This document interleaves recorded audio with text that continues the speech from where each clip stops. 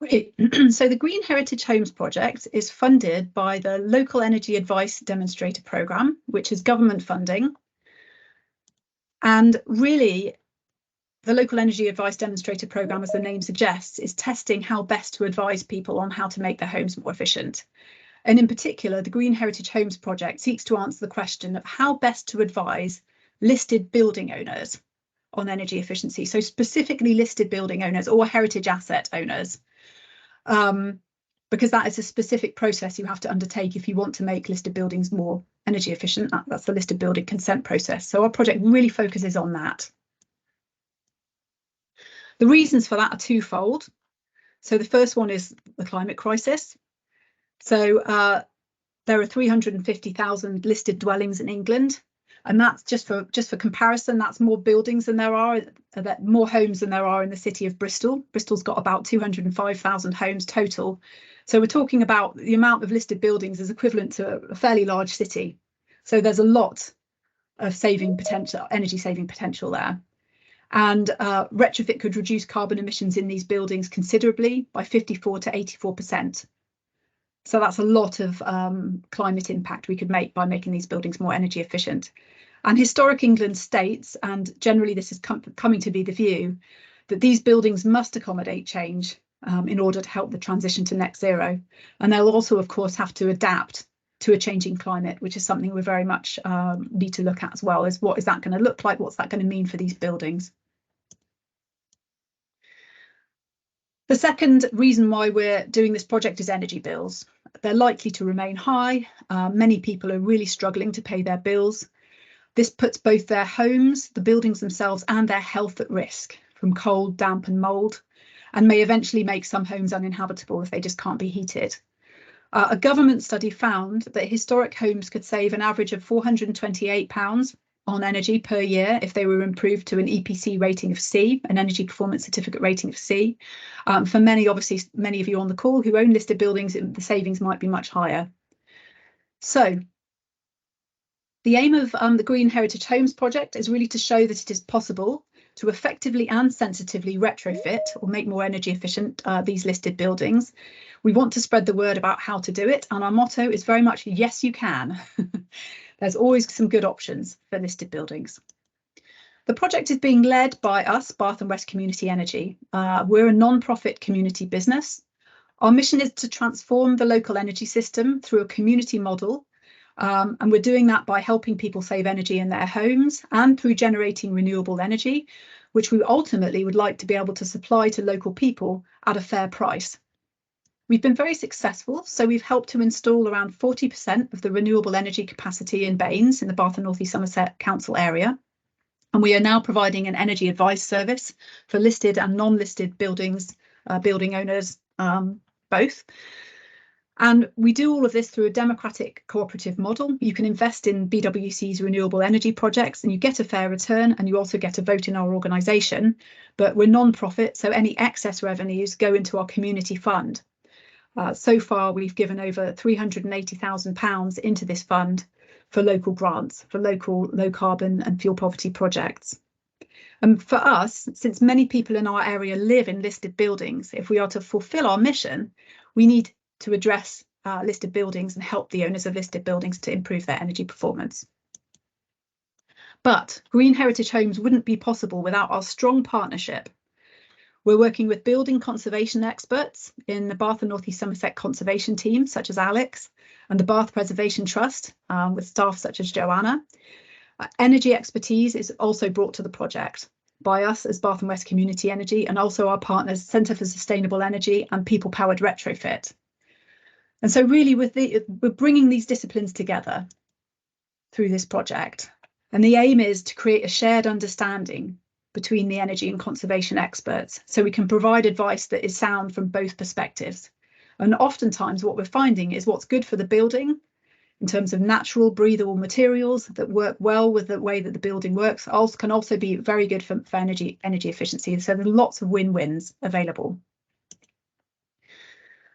So through the project, we're testing a range of different types of advice. So for people in Bath and North East Somerset area, there are some new ways to get in-person advice. So firstly, the council is pioneering a new level of pre-application advice called Service Level 0. And this is for listed building owners to get advice even before you have decided what measures you want, right at the start of their energy journey. So this is before you'd usually go in for a pre-app. You usually go in for a pre-application once you've sort of decided more or less what you want. This is to say, no, let us come round first as Bath and North East Somerset Council and give you a steer on what will work with the listed building consent. And Alex will talk more about this. Secondly, we're looking for listed... Oh, can someone mute their mic, please? Secondly, we are looking for listed building energy champions. Now, champions will kind of help to spread the word about what can be done on listed buildings. They'll get both the Level 0 planning advice from the council and an energy survey from Bath and West Community Energy. So really getting advice from both the disciplines. In return, champions will provide a public case study showcasing their experience and showing others what's possible. And because we've got the grant, we can offer this at a steep discount. So please check our website if you're interested in becoming a listed building energy champion, or get in touch with us. Landlords can also become champions, so they'll receive the council's Level 0 advice, as well as we'll focus on the Energy Performance Certificate survey to help you comply with the regulations around landlords renting your building.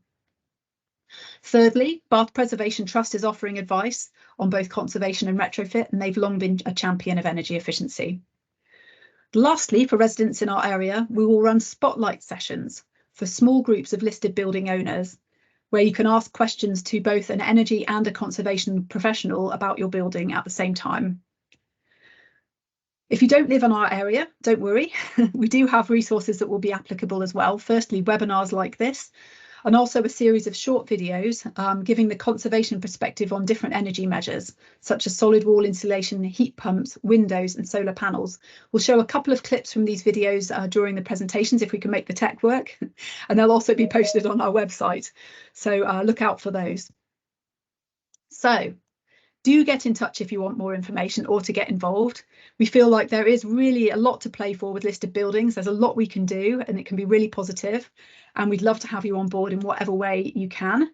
I will now pass over to Joanna Robinson from Bath Preservation Trust, who will talk about how to view energy efficiency through the lens of building conservation. She'll give her presentation, then we'll take a tea break, and then we'll come back after the break, and Alex from Bath and North East Somerset Council will talk about the listed building consent process.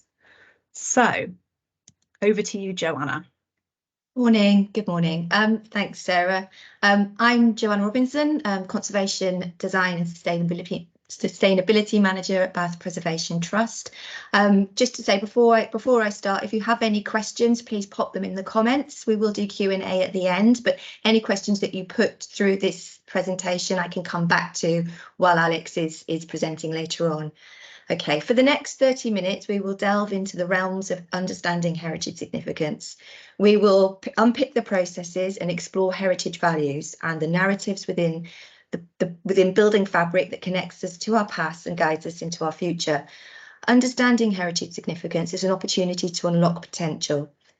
The process shouldn't be seen as a hindrance, but a bridge which serves as both a protector and an enabler. Obtaining listed building consent for retrofits works can be complex, and it's a detailed process. It also can be very simple, which we'll explain in a bit more detail. Understanding a building and its heritage context and meeting the information requirements set by a national framework for planning is critical to the success of an application and can result in more positive outcomes. So the process can be intricate, but it's also important to recognise that it is designed to protect the historic environment, and understanding the specific requirements can help navigate the planning consent process more effectively. And if you are going ahead to prepare well-documented, well-prepared proposals, they are more likely to be successful in gaining permission. Okay, what we will cover today is heritage assets and their significance. So not just listed buildings, but other heritage assets which often overlay when you are approaching an application for listed building consent. What you will need to consider when making an application affecting a heritage asset, understanding and analysing and describing heritage significance, the heritage assessment process itself, and the steps that you can undertake to understand heritage significance of a listed building using lots of tools, and the resources that are available to help you do this. So,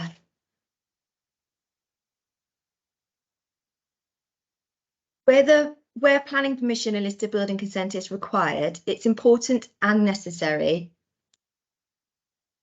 that the application describes the significance, the value of any heritage asset impacted by the work. Why? Because you have to. It's a requirement of the planning and listed building process set by the National Planning Policy Framework, the NPPF, which sets out that significance is the guiding principle running through the historic environment section of this guidance. And when managing change to heritage assets, significance is what conservation sustains and, where appropriate, enhances. Understanding and identifying and describing heritage significance more positively informs the retrofit process and the management of change. It helps unlock potential and it helps to avoid and minimise harm. And when you are assessing, describing and understanding heritage significance, it helps the local planning authority to assess the impact of any proposed works. And this supports their assessment of harm versus benefit, which Alex will explain further on in this presentation. Next slide. So before we proceed, it's helpful to understand a little bit more about the different types of heritage assets. Because all heritage assets require heritage significance to be understood and articulated when applying for planning permission and listed building consent. And as I just mentioned, that listed building consent and listed buildings often overlap with other heritage assets which need to be considered when making an application. So here's a rough guide. Next slide, please. Okay, the NPPF describes and defines heritage assets as a building, monument, site, place, area or landscape identified as having a degree of significance, which must be considered in planning decisions. The Planning and Listed Building and Conservation Areas Act describes significance as architectural and historic interest. A variety of terms refer to the heritage asset significance. For example, outstanding universal value for World Heritage Sites, national importance for scheduled ancient monuments, and special interest for listed buildings and conservation areas. Heritage assets include any property or area designated for its historic value. So the next slide is going to show all of the heritage assets that are designations that you're probably already aware of. It's useful to note that most of these assets will have written documents about them, which can be used to help describe and articulate significance. But just coming back to the purpose of this training, we are mostly focused on listed buildings, but many listed buildings are sited in conservation areas and World Heritage Sites, and some types of work will need to consider the impact on those assets too, which mean that there can be multiple layers of heritage assets in one location. Just to note that today we won't be looking at historic battlefields or parks and gardens in any detail, but we will just have a quick run through some of those other heritage assets, which include World Heritage Sites, which is the next slide. So sites such as Bath are heritage assets of international importance, and the most useful resource for understanding the significance of a World Heritage Site is the Statement of Outstanding Universal Value. There are other references and resources such as supplementary planning documents, and here in Bath we have the World Heritage Site Setting SPD, which helps to articulate and understand the significance of the landscape setting, which is a very useful resource when making applications. The next slide, please, is a conservation area, and this is a site of special architectural and historic interest, the character and appearance of which it is desirable to preserve or enhance. Now, the character and appearance of conservation area is derived from a variety of elements, including the buildings and spaces within it. And these areas are protected by primary legislation in the Listed Building and Conservation Areas Act. And assessing any potential impact, decision makers look at broader matters such as context and scale, design quality, which are all relevant to preserving and enhancing the character of a conservation area. Conservation areas have character assessments, which are written documents that outline the history of an area or a sub-area and help to explain its significance. Next slide, please. For example, Bath has 16 sub-areas, each with its own character, and conservation area assessment for each area articulates the heritage significance of that whole designation. Next slide, please. Okay, so the scheduled ancient monuments, we have some of those in Bath, but sometimes they are mostly fewer than other heritage assets, but they still do exist within urban and rural areas. And the significance of those derives from their value and setting. There are over 200 categories of scheduled ancient monuments, and they range from prehistoric stones and mounds to medieval sites, castles, monasteries, farmsteads, villages, collieries, and mills. Now, the scheduled ancient monument consent is a separate approval from the planning system, and more resources from that are available from Historic England. But anyone who thinks that retrofitting an ancient ruin wouldn't be possible, then you need to think again. And the next slide demonstrates that it is possible to completely retrofit and rebuild on an ancient ruin. This is a passive house standard home built on a scheduled ancient monument, which some of you may have seen on Grand Designs. So the next we come on to non-designated heritage assets. Now, what constitutes a non-designated heritage asset is not clearly defined or well documented, but planning guidance says that they are buildings, monuments, sites, places or areas and landscapes identified by plan-making bodies, so that's the local authority, as having a degree of heritage significance meriting consideration in planning decisions, but which do not meet the criteria for a designated heritage asset. This means that a local planning authority can identify a non-designated heritage asset at any point. So an unlisted building, which has some heritage value, and it also means that a large majority of them are identified following the submission of a planning application, which would then mean that you would need to consider the heritage significance of that building once it's been identified as a heritage asset. Okay, and finally we have listed buildings, which is what we will be mainly focusing on today. Now, listing marks and celebrates the building's special architectural and historic interest, and it also brings it under the consideration of the planning system so that it can be protected for future generations. The special and architectural and historic interest, the heritage significance of a listed building, can include a variety of elements. Next slide, please.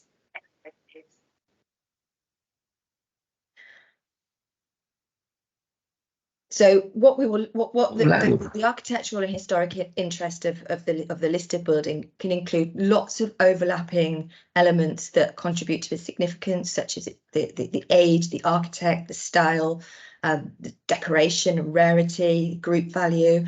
It also includes how the building has changed over time, and the later phases of development are also of interest. Next slide, please. So heritage significance and special interest of a listed building falls into 4 different groups or values: historic value, communal value, architectural or aesthetic value, and evidential value. I'll just go into this in a little bit more detail. So historic value, this is the connection to the past, where certain places are associated with historic periods, events, important figures or uses. It's the age of the fabric or the importance of the architect. And historic value can be a unifying force within communities, providing a basis for social cohesion, bringing people together and reinforcing a sense of community. So this links very closely to communal value, which is the meaning of a place for people who relate to it through a collective experience or memory. Communal value is often expressed as a sense of belonging and can have a profound effect on local identity. Architectural and aesthetic value, this is the representation of creativity and innovation, traditional crafts and exceptional design. It's the architectural style, design and general aesthetics of a site, building or structure. It features the special interest of the design, such as elevations and roofscape, materials and details, as well as the setting and townscape context and the environmental importance of natural landscapes that have been developed over time. Evidential value is the evolution of a site through phases of development over different periods and the evidence of change. It's standing archaeology and it's below ground archaeology. It's the narrative of a place, the customs and traditions and practices that have been passed down through generations, shaping culture and fabric of society today. It's important to note that not all of these values apply to every building or site. Next slide, please. So this is just a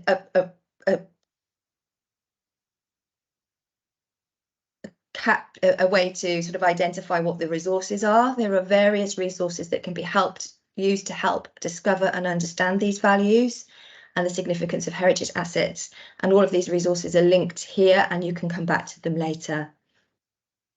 Okay, thank you. Next slide, please, Sarah. In the next section, we will explore understanding heritage significance. When considering energy efficiency retrofit, it's important to start with an understanding of the building and its heritage value and significance. Next slide, please. So this understanding of significance and all the different elements that contribute to the importance of a building need to be considered alongside how the building performs and functions and the conditions of the building, and that these three important factors constructively work together to inform how you approach different retrofit measures. Next slide, please, Sarah. So a quick recap.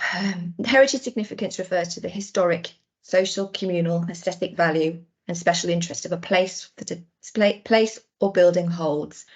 It's the recognition of its importance within the context of community, society, or even on a global scale.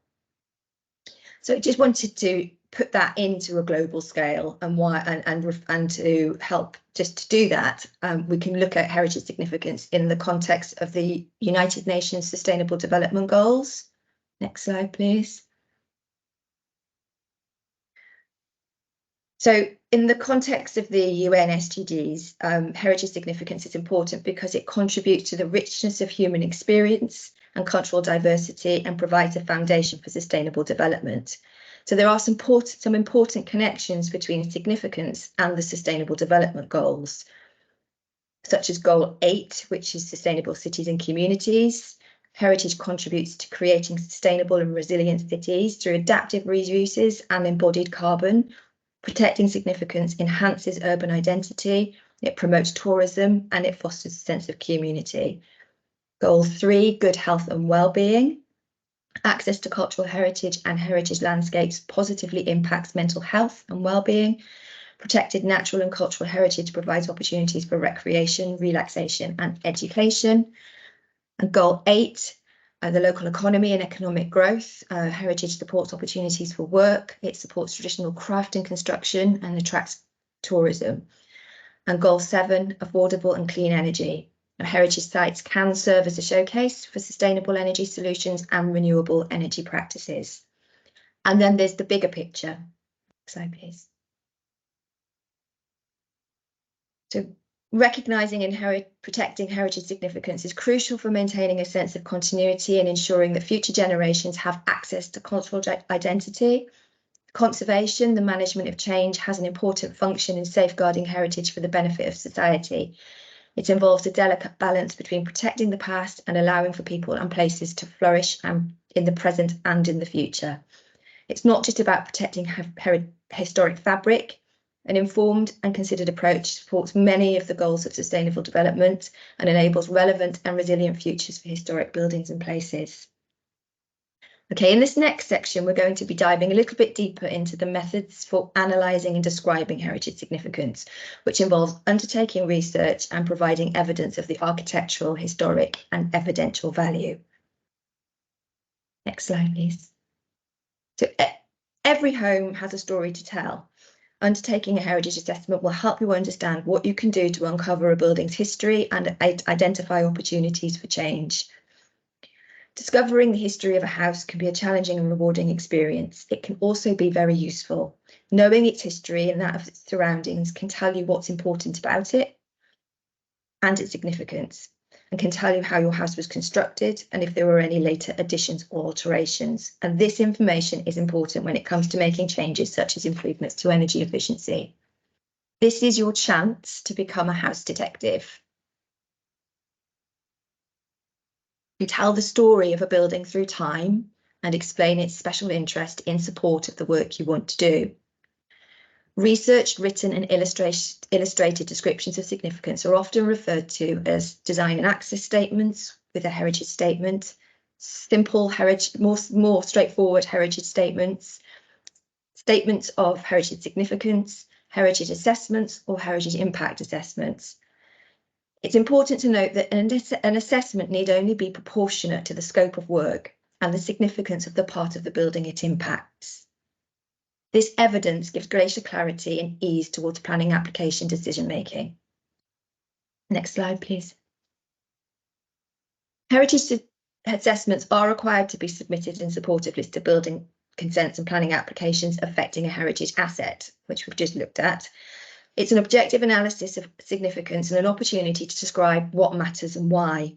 Without knowing what part of a building and its setting or any other heritage asset is significant, it's very hard to understand the implication of any proposed works. The assessment allows for the local authority to make harm versus benefit, and for significant applications, heritage impact assessments may be required, and this involves evaluating the impact of proposed changes on the historic fabric of the building and providing mitigation strategies. In many instances, undertaking heritage assessments can be undertaken by a homeowner or an architect or a planning agent.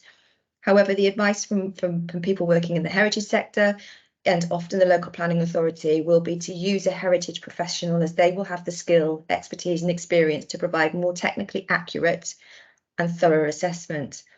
This will mean that you're more likely to result in feasible solutions and positive outcomes and save time.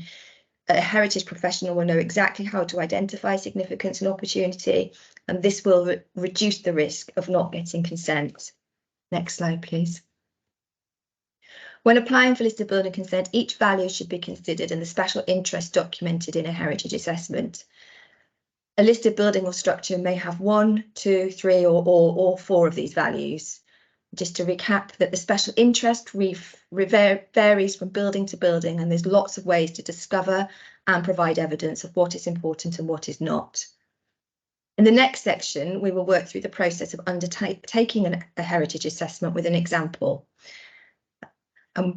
This can be broken down into 8 steps. Firstly, setting out why the assessment is necessary, then what the application is seeking to achieve, then reference to all the resources that have been used to prepare the statement, and then giving details about where the works are taking place. And then through steps 5, 6 and 7, the statement goes on to describe the historic and architectural and evidential value. Next slide, please.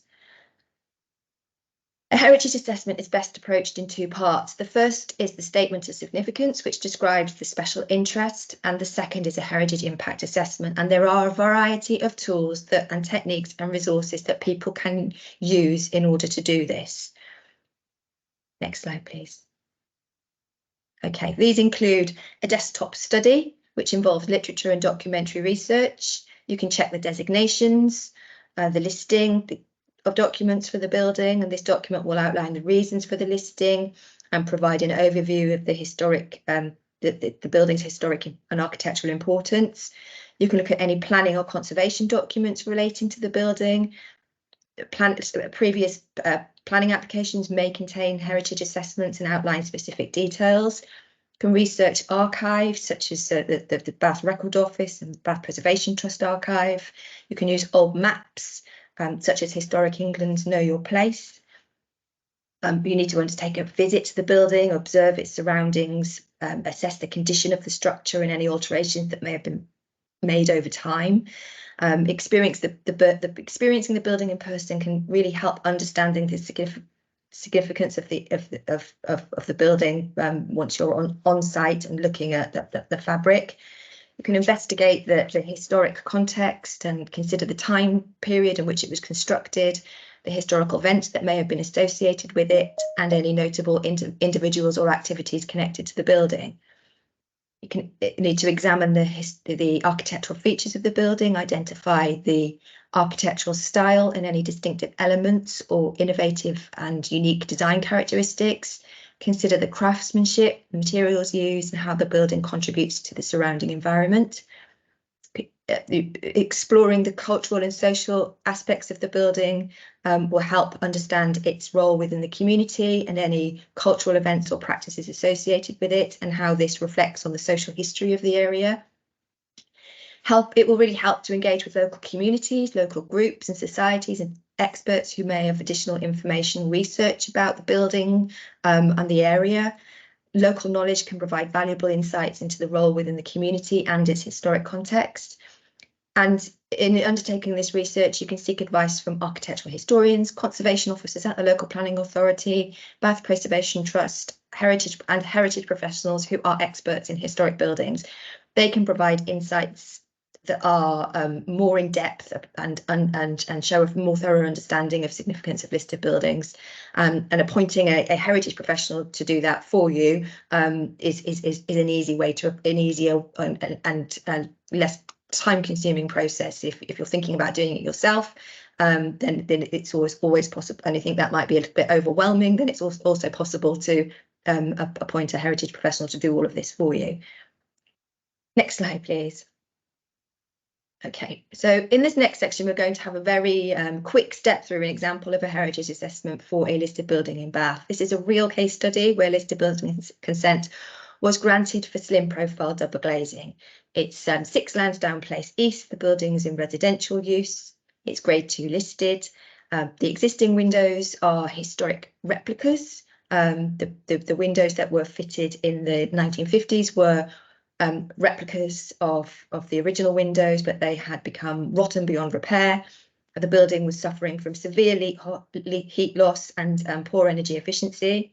And the applicants proposed slim profile double glazed windows with a slight increase in glazing bar thickness, and listed building consent was granted. So in this instance, the homeowner prepared their very own simple heritage assessment. They didn't use a heritage consultant. For the purposes of this training, we're going to improve that assessment further and provide details of the resources available to make that heritage assessment much more detailed. So if we come back to the 8-step process, which is the next slide, please. Okay, so when undertaking a heritage assessment, it's firstly helpful to set out what you want to achieve and why this statement is being prepared, who did it, and the resources that have been used.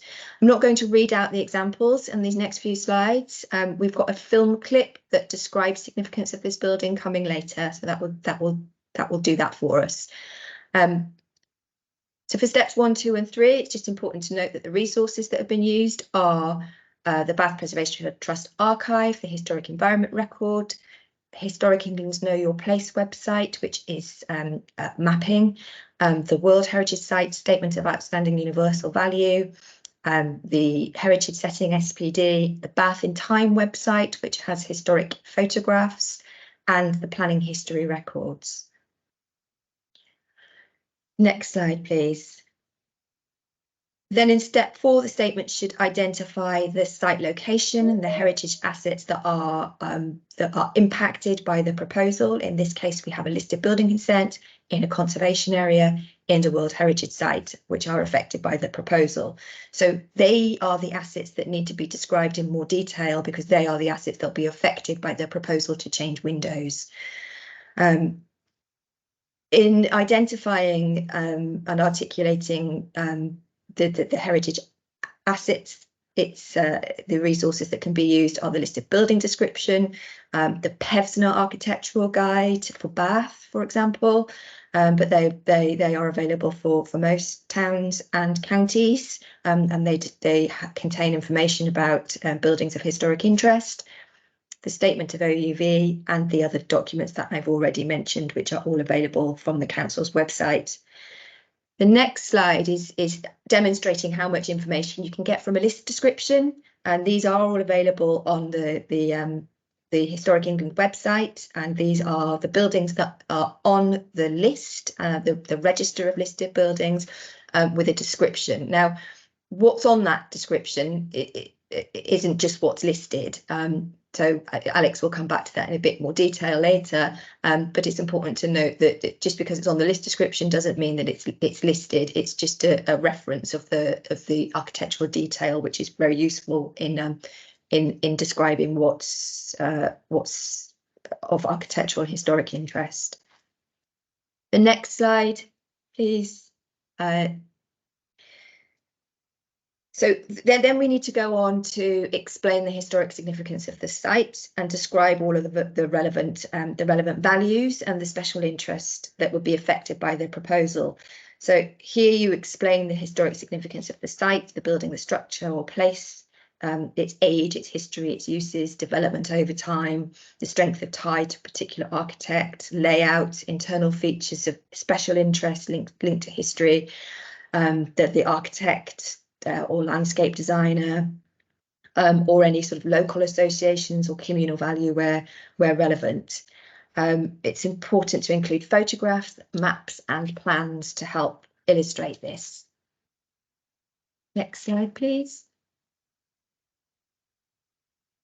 Okay, this is an example of the Know Your Place website, where you can pull up all the different maps and the dated maps. You have a map on the left, which is 1742, and the map on the right, which is 1810, which helps identify the age of the terrace at Lansdowne Place.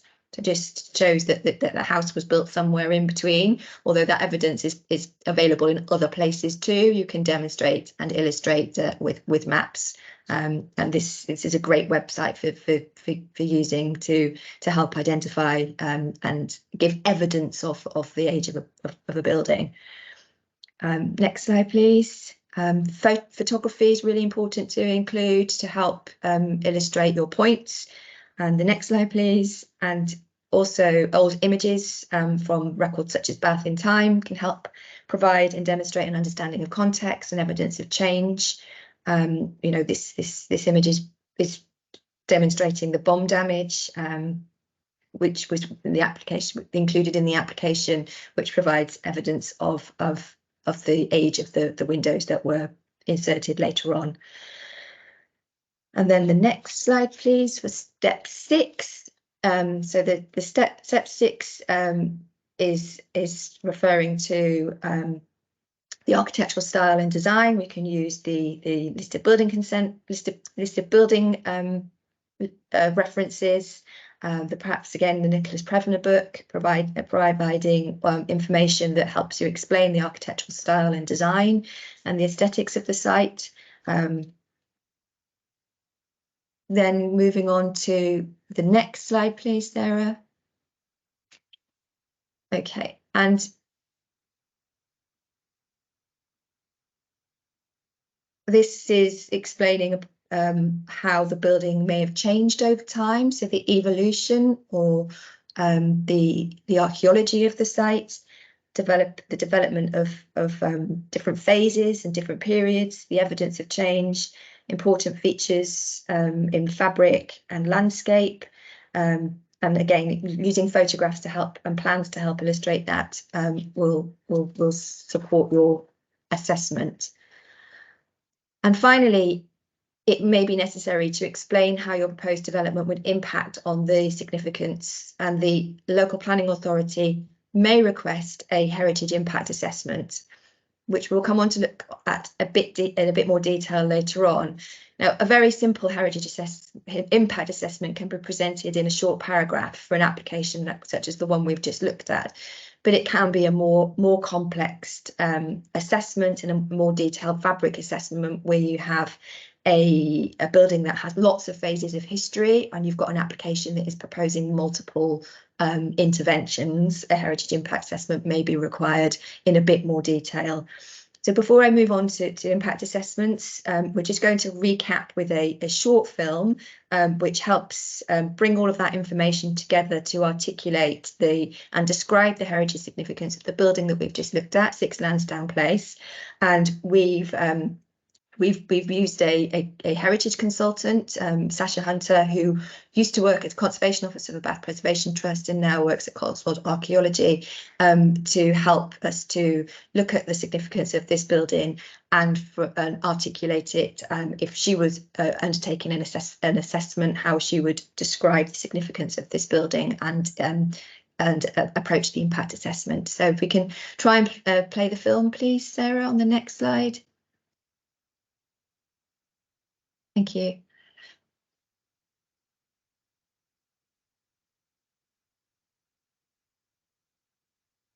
So in terms of this building, it obviously has historic value. It's part of the planned Georgian upper town developments of the late 18th century. It's part of a set piece composition by John Palmer, and so it tells us something of the history of Bath and its townscape. That, you know, the fact that it was affected by the Blitz is also a part of its history that you can narrate. Obviously, we know the building was bombed and quite substantially destroyed in the Blitz, in the Bath Blitz. So we know that in the fabric and the bones and the fabric and the material of this building, there is less value because it's not historic fabric, it's not 18th or 19th century fabric, it's 20th century fabric. So we know that the evidential value is lower. And then obviously probably the primary value that's within the significance of this building is actually its aesthetic value. Its own classical detailing proportions individually as a building, but then also its contribution to this lovely serpentine street within a beautiful set piece within Bath. We know that the fabric of the windows in this building have a lower value or potentially no value evidentially because they are replacements. Because the appearance of the building, the character, is so important that if we replace like for like timber sashes with the double glazing as a thermal improvement, that we're not meaningfully, discernibly going to change the appearance of the windows to the street scene, which means that its character is preserved, which means that there is no harm to significance from this particular element of any proposals. But generally speaking, the more you understand, the more you can guide sensitive change. So, thank you, Sarah. Okay, so in this next and final section, we're just going to have a very quick look at what a more detailed heritage impact assessment would look like. They are helpful, but not also always necessary. You might find that these are more likely to be required for an application for a bigger site, but that's not always the case. The local authority will guide you as to when it's appropriate to do a heritage impact assessment in a more complex way than a written heritage assessment. So they are a tool that helps to assess and grade significance in a heritage assessment. There's no defined matrix. They are a tool to help assess the degree of harm to significance. They are helpful to recognise harm. You know, it is helpful to recognise harm in this process, because then there is the mechanism for making the assessment of harm versus benefit, and this is necessary. It's in accordance with the National Planning Policy Framework. So the local authority may ask for that assessment, and it also helps them in their understanding and helps speed up the process. So the next couple of slides will give an overview, an example of how a heritage impact assessment would grade significance and assess heritage impact, and they can be used for all types of heritage assets, listed buildings, World Heritage Sites, for example. So the grading of heritage significance to the fabric of the building and its setting would be the first step, and this would, when you do the heritage assessment, which enables you to understand all of the different values, this can be then used to grade the fabric as having either low, medium, or high, or exceptional significance. And then the result of the proposed work can be assessed against this in terms of impact. This is something that you can come back to later within the presentation and have a look at a bit more detail, because it sets out the sort of template of how to do it. I'm not going to go into it in a great amount of detail now because we don't have the time, and it's a fairly complicated process. In undertaking a heritage impact assessment, one of the tools that will help articulate this understanding is a phased plan. We'll just come on to that next on the next slide. Now, this is a plan that colour codes the age of listed building fabric, and it's really helpful evidence to support a heritage impact assessment because it identifies the age and the relative significance of fabric. Therefore, you can identify where an impact will have where there'll be a lower impact or a higher impact. Now, the next slide shows the table, which is an example heritage impact assessment for 6 Lansdowne Place East, the building we've just been looking at, and the works to the windows as proposed. The first column describes and grades the heritage significance of the building and its fabric, while the second and third assesses the impact and the result. The overall assessment verifies that the impact on significance is minor adverse, but importantly, the message recognises impact and harm. And listed building consent would need to set out then the public benefit of the proposal in terms of decarbonisation, repair or sustained use, which is sufficient to outweigh harm.